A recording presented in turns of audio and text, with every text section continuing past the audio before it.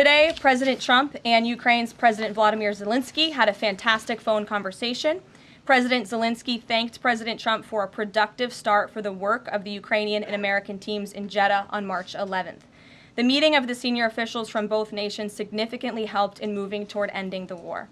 President Zelensky thanked President Trump for the support of the United States, especially the Javelin missiles that President Trump was first to provide and his efforts towards peace.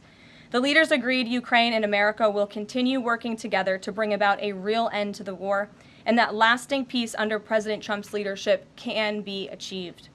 President Trump fully briefed President Zelensky on his conversation with Putin and the key issues discussed. They reviewed the situation in Kursk and agreed to share information closely between their defense staffs as the battlefield situation evolved.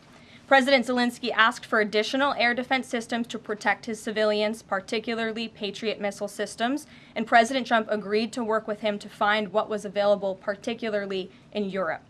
The two leaders also agreed on a partial ceasefire against energy.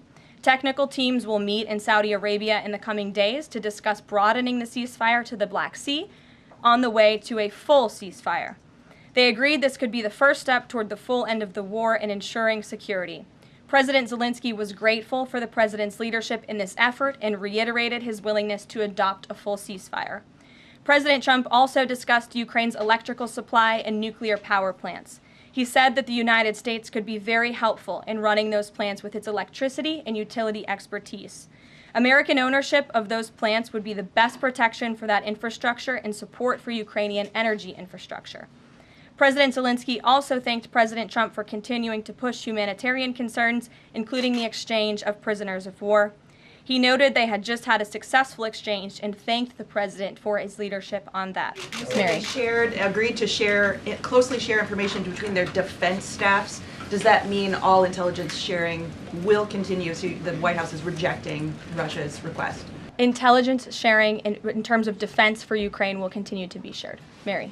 Thanks, Caroline. On the call with Zelensky, did they discuss the minerals deal at all? Is that back on the table, and what do the Ukrainians have to do to get that back on the table? Again, I just provided a very lengthy readout of the call that was provided by the Secretary of State and the National Security Advisor. And now we have moved beyond the economic minerals deal. We are at a place of peace. We're at a partial ceasefire, and we're moving towards a full ceasefire and a long-standing peace in this conflict. And that's great news for the American public. Kremlin readout mentioned that Trump and Putin spoke about potential U.S.-Russia hockey games.